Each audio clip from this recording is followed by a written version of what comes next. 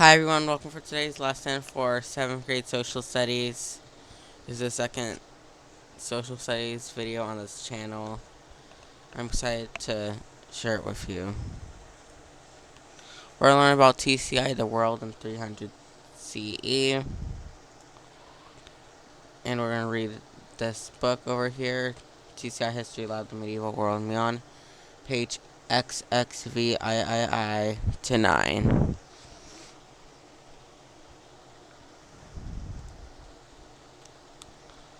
How did the distant regions of the world become more interconnected through medieval and early modern times? In History Alive, the Medieval World and Beyond, you'll learn about various peoples, cultures, and civilizations that existed thousands of years ago and in unique locations all across the globe. Each of these groups arose in different places and at different times, but there are many common themes among them. These similarities include the settlement of people based on geography and climate, as well as the development of social structures. Also, you'll learn about the development of arts, architecture, writing, government, politics, and religion within these regions. You'll also read about how webs of trade routes connected these peoples and brought them new ideas and products. Finally, you'll discover how huge kingdoms and empires rose from rural and urban societies, as well as why they failed. Throughout this program, you will learn about various groups based on their location in the world. But first, let's explore them based on their common themes. Keep these patterns in your mind as you explore the wonders of the medieval world.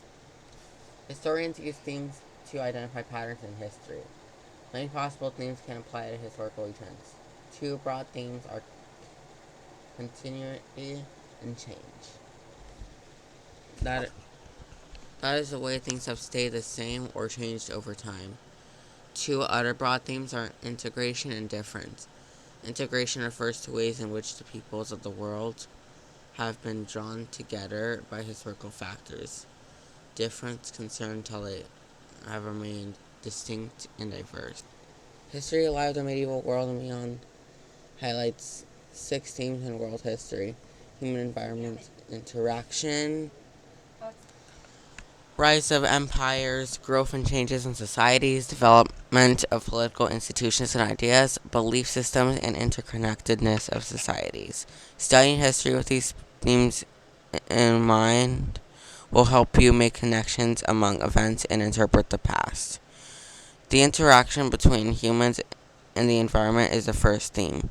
The environment has been a key factor in human activity throughout history.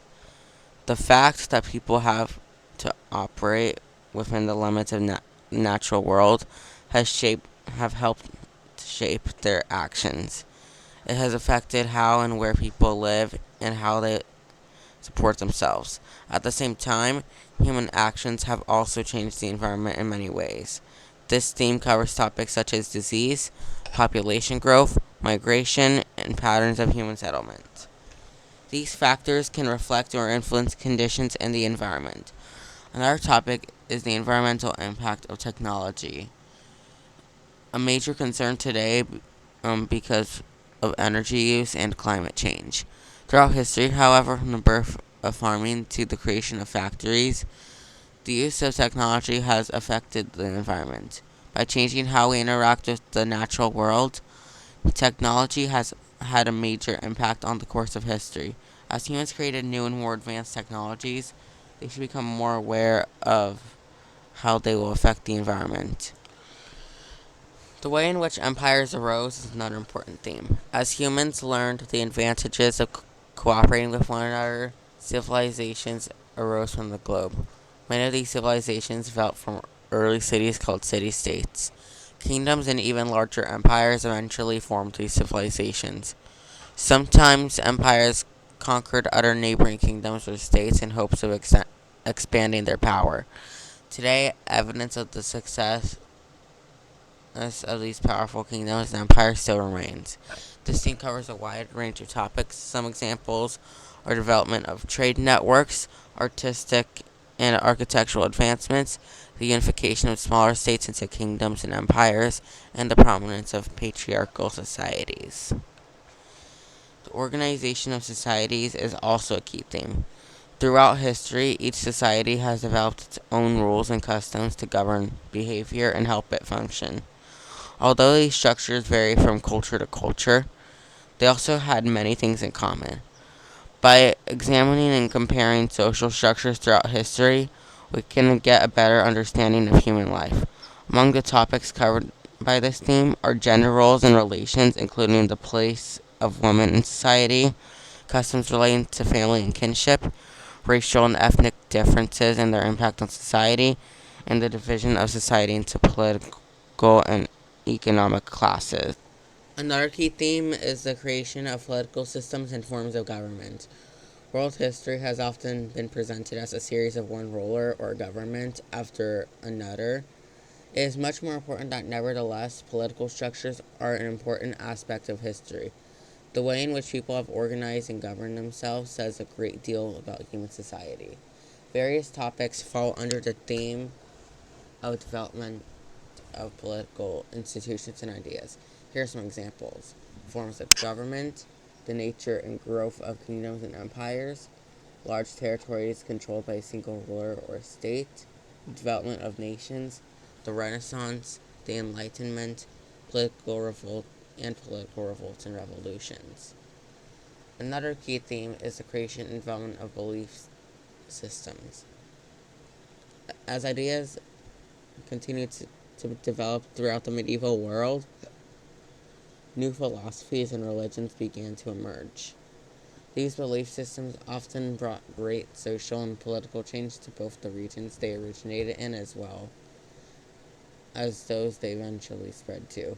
Various topics fall under the theme of belief systems. Here are some examples: preservance of Jews during the Crusades, the impact of Christianity on empirical motivations, the spread of Islam and its effect on the world. The last thing you'll learn about is the interconnectedness of societies. All of these new ideas, products, and advancements that were developed in the medieval world eventually reached other parts of it. Large networks of trade routes throughout the world connected the societies you'll learn about, resulting in the combining of cultures. Various topics fall under the theme of interconnectedness of societies. Some examples are the exchange of inventions and products, the spread of religions, arts, and ideas, migration of people to new locations, and the practice of diplomacy among societies. Keep these themes in your mind as you read through the rest of this lesson and the rest of History Live, the medieval world, and beyond. The historical themes you just read about relate to many major changes that happened throughout the medieval and early modern times. The first is the increase in the world's population as agricultural lifestyles led to more prosperity. Another great change of this time is the advancement of technologies that enable the production of more food and items, which catered to the world's rising population.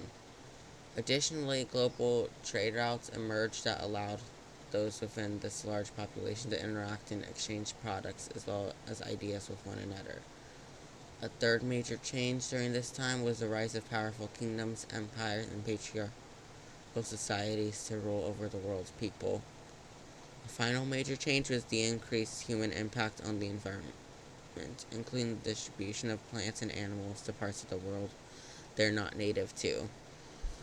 While the historical themes and major changes all offer a lot of insight into studying world history, you will also need to investigate historical sources in depth. One way to do this is through studying sites of encounter. A site of encounter is a specific place where people of different cultures meet and exchange products, ideas, and technologies.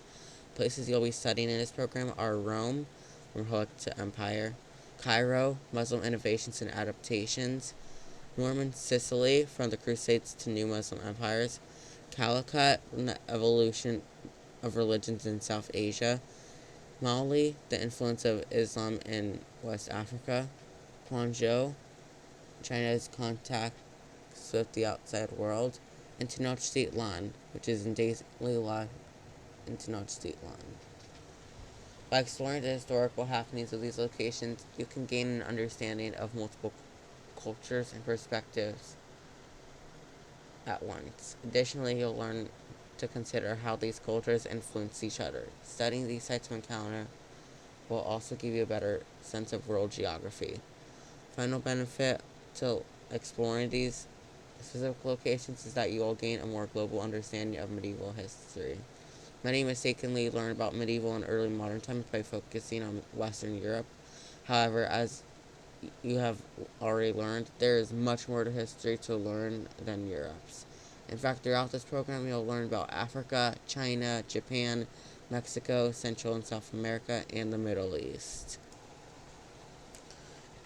In 300 CE, the world's people were divided roughly in two regions: the Americas in the Western Hemisphere and Afro-Eurasia in the Eastern Hemisphere.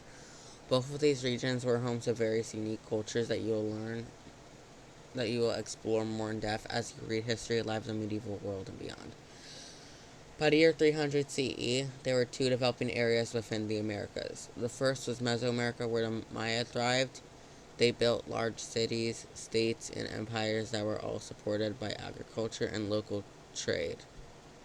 Also in Mesoamerica was the city of Teotihuacan in central Mexico. At the time, Teotihuacan was the largest city in the world. People from central Mexico often traded with the Maya. The second developing area within the Americas was along the Andean mountain spine in South America. Here, large civilizations also rose to power and made many agricultural advancements. This area was also active in trade with routes running from present-day Peru to Chile. A notable Andes state that controlled those trade routes was the state of Tiahuanaco. Both Mesoamerica and the areas of the Andes mountain range were home to thriving cultures around 300 CE. However, these separate regions likely did not have contact with each other. Although there were many isolated cultures within Afro-Eurasia that had their own languages and customs, many cultures in the center of Afro-Eurasia were connected by a large network of trade routes. The Silk Road and the Silk Road on the Sea, as you can see in this map over here, which originally developed around 140 BCE, are examples of these interconnecting trade routes. Many luxury goods, such as silk from China and frankincense from Africa, traveled across Afro-Eurasia. Merchants often brought these goods to a group of elites who would purchase the luxury products and take them back to their homelands. Although the goods traveled between merchants all across Afro-Eurasia from Atlantic to Pacific coast, the merchants themselves did not travel that far. In addition to the exchange of products, ideas, and technologies were also exchanged along these trade routes. For example, many Buddhist and Christian missionaries spread their religions via these routes. Even though the regions of Afro-Eurasia became very interconnected around 300 CE, they're even more intertwined today.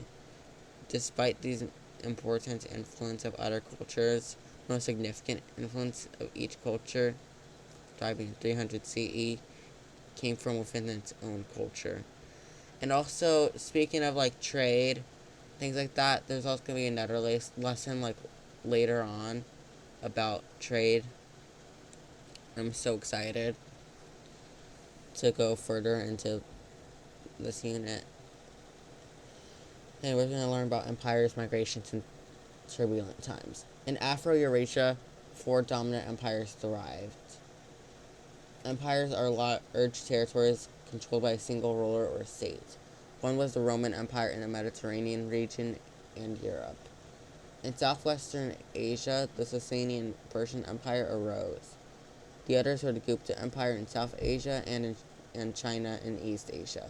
As the power of these empires increased, many farmers called pastoral nomads migrated east and west along the northern edges of China, India, Persia, and Rome.